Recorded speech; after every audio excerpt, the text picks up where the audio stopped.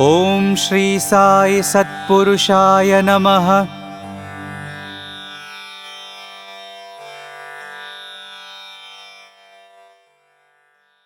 जिससे ये समस्त विश्व व्याप्त है वो पुरुष है।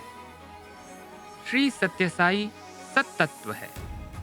सकल चराचर विश्व के लिए श्री सत्यसाई परमात्मा ही आधार है और आराध्य देव भी है। बाबा द्वारा स्वयं को अवतार पुरुष घोषित करने पर भी उनकी मां ईश्वरम्मा जी स्वामी के दिव्यत्व को समझ नहीं पाईं। मात्र प्रेम की वजह से वे अपने मोह को दूर नहीं कर पाईं। बाबा भक्तों के साथ साथ अपने माता पिता को भी अनेक तीर्थ यात्राओं पर लेकर जाते थे। इसी दौरान स्वामी ने उन्हें अपनी दिव्य लीलाओं के दर्शन करने का सौभाग्य प्रदान किया।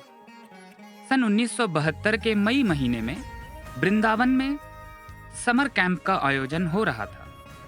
तब मां ईश्वरम्मा भी वहां उपस्थित थी। एक दिन उन्होंने पेद्दाबोट्टू जी से कहा कि पेद्दाबोट्टू, मैं तुम्हें एक रहस्य की बात बताती हूं, ध्यान से सुनो। बाबा साक्षात भगवान ही हैं और इसमें कोई संदेह नहीं है। इस बात को सुनकर पेद्दाबोट्टू जी खूब हंसने लगी। तब ईश्वरम्मा जी ने पूछा, तुम ऐसे क्यों हंस रही हो? तो पेद्दाबोट्टू जी बोली, मैं आपकी बातों पे नहीं हंस रही हूं।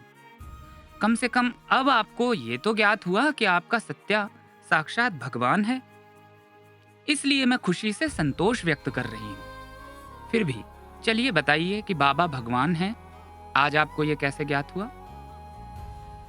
मां ईश्वरम्मा बताने लगी कि तुम्हें पता है, मुझे कल से तेज बुखार है और कल रात स्वामी मेरे पास कमरे में आए और मेरी तबीयत के बारे में पूछने लगे। मैंने कहा, स्वामी पूरा बदन दर्द कर रहा है और तेज बुखार भी है।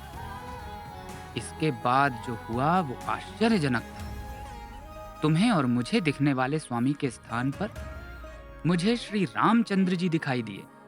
सिर पर मणिमुकुट, हाथों में कोदंड आदि के साथ उन्होंने मुझे दर्शन दिए।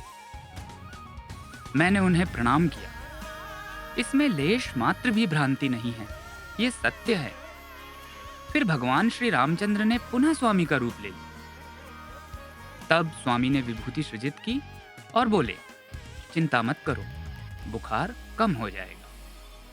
पेद्दाबोट्टू जी ने भी आश्चर्य और आनंद से मां ईश्वरम्मा को बताया कि स्वामी ने आप पर निस्संदेह ही अनुग्रह किया है।